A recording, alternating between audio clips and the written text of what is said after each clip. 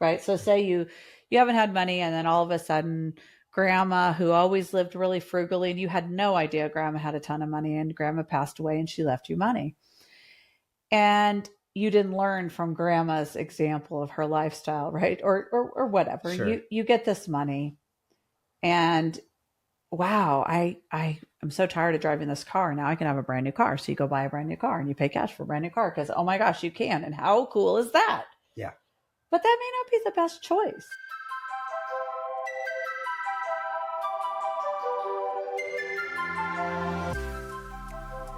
Welcome to One with the Other Way, a podcast about your journey and finances. I'm your host, James. Today we have Peggy with us today.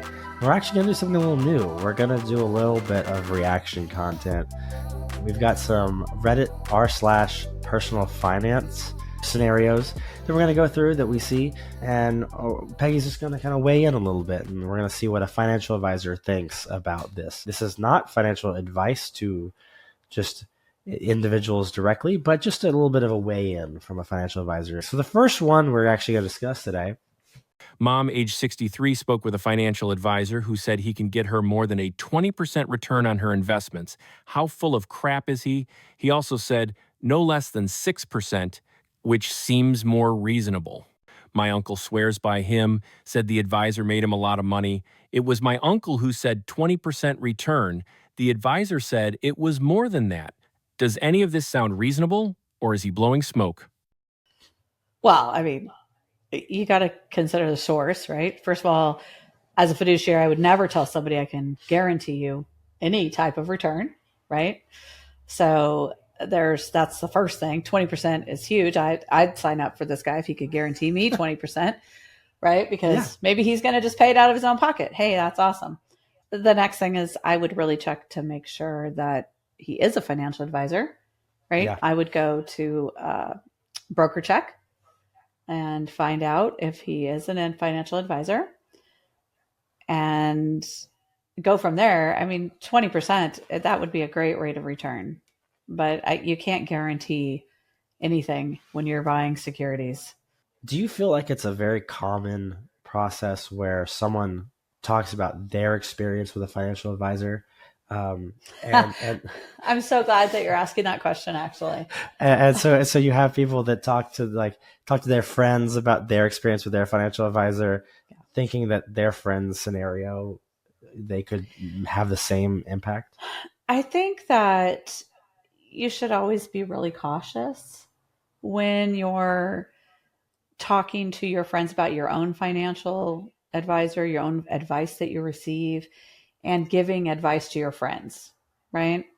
We are professionals. We have like over 20 hours of continuing ed every year. We're fiduciaries. We give advice to our clients based on our client situation and our knowledge and what our clients' goals are. So if you tell your friend, oh, you really should get this type of account, or this has been great, but your friend may not even be eligible for that type of account, and they may not know that, right? They might go and open an account and take your advice, but it turns out that they're going to get penalized for some reason, or they're not eligible for that. Or what if it loses money? Do you want to be the one that told your friend something and then they lost money? Or who? There's a lot of reasons that you should be careful. And the flip side is you should also be careful who you're taking advice from. Again, we are professionals, we're trained, we're educated, we're licensed, and you should really be paying attention and careful who you take advice from. Always, no matter what it is. Our next question from Personal Finance Reddit. Parents gave me college savings post-graduation. What should I do? Hi, everyone. Years ago, when I was in high school, I had the chance to go to schools that were in the Ivy League or of a similar tier. My parents had told me they had saved a sum of money, amount unknown to me, for me throughout my life to use for college. But even with that and financial aid, I'd still have to take out $300K in loans. Seeing as I would study engineering, not CS or some sort of banking stuff, I figured I wouldn't get much out of the name of the school and wanted to avoid loans. So I elected to go to a school where I got a full tuition scholarship. It was in a high cost of living area, so even though my only expenses were rent last 2 years of school, and food, it was still pricey, and this is what my college savings went to. I have just graduated, and my parents have made this amount of money available to me. It is around 120K, and I would like to figure out the best way to invest it or what to do with it to go towards retirement and or a home down the road. For the foreseeable future, I will be pursuing a PhD in New Jersey and will be making around 65K to 70K annually due to generous stipends for the next 4 to 5 years. So I won't have to dip into this 120K sum to live, but I understand any further additions to a savings account will be limited compared to if I had a real job. Upon graduating from the PhD program, I will probably just go work in the industry. But I would like some advice on what I should do with this money in order to compound it. I don't have many day-to-day expenses ever. I cook a lot. The gym and healthcare are covered through my school, and I don't really splurge or go out much. Thank you.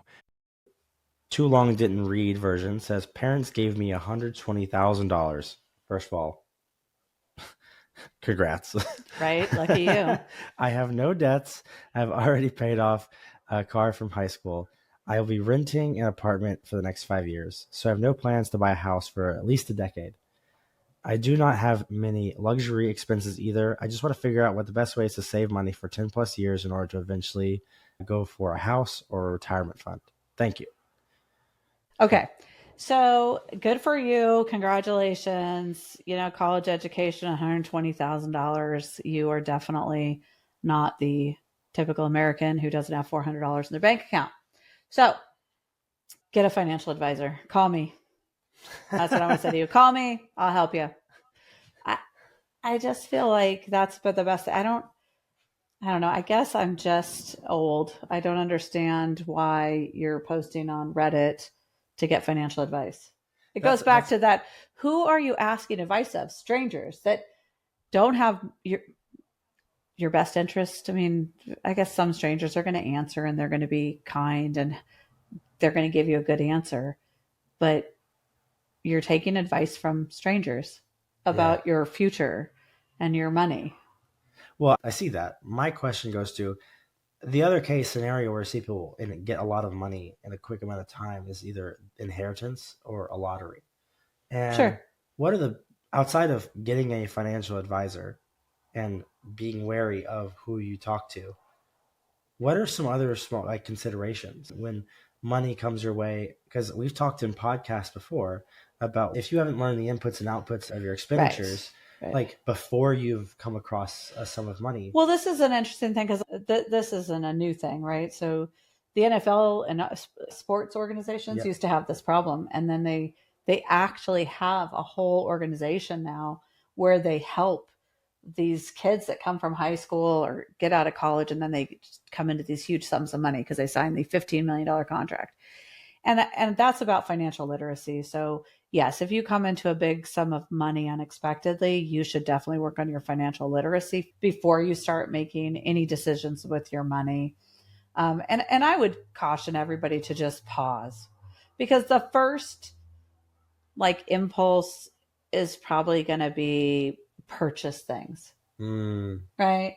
Because, and especially if you haven't had money in your whole life, right? So say you haven't had money, and then all of a sudden grandma, who always lived really frugally, and you had no idea grandma had a ton of money, and grandma passed away and she left you money.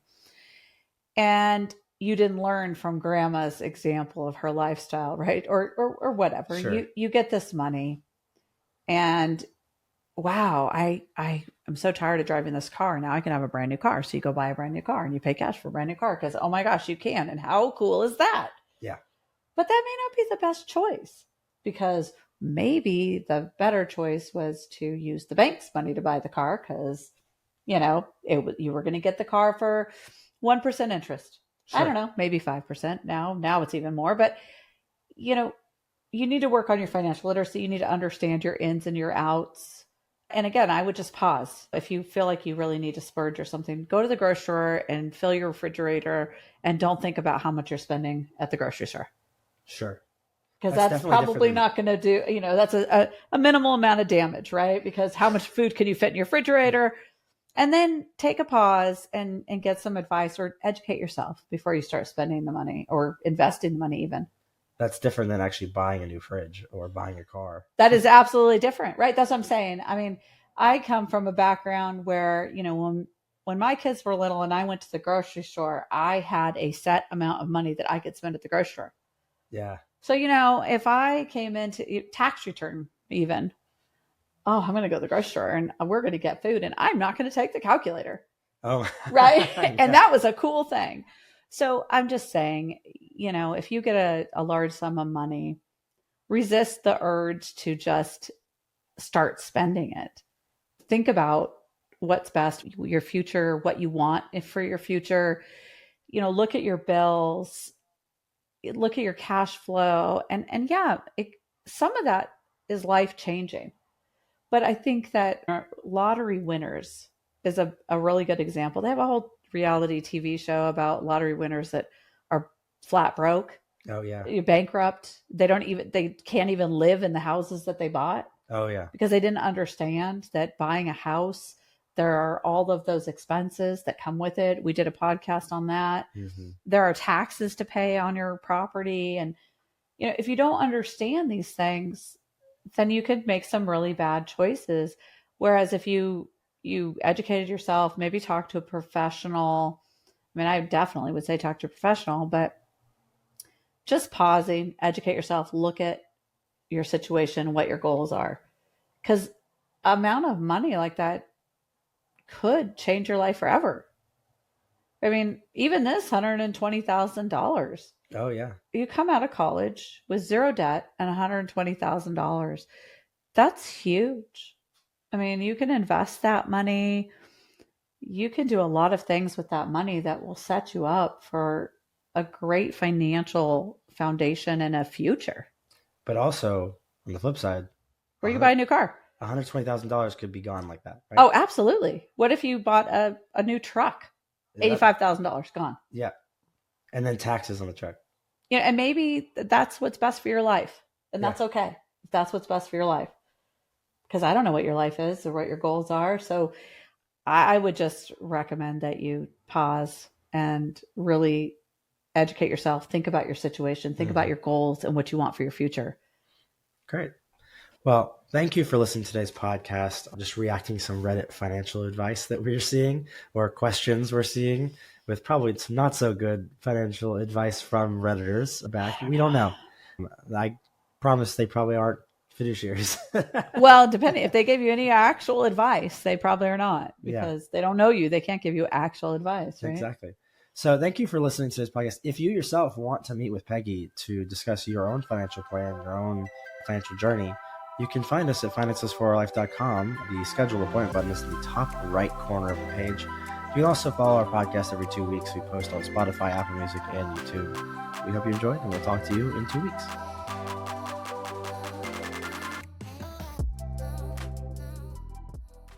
Securities offered through LPL Financial, member FINRA, SIPC. Investment advice offered through Finances for Real Life, a registered investment advisor and separate entity from LPL Financial. The opinions voiced in this podcast are for general information only and are not intended to provide specific advice or recommendations for any individual. To determine which strategies or investments may be suitable for you, consult the appropriate qualified professional prior to making a decision.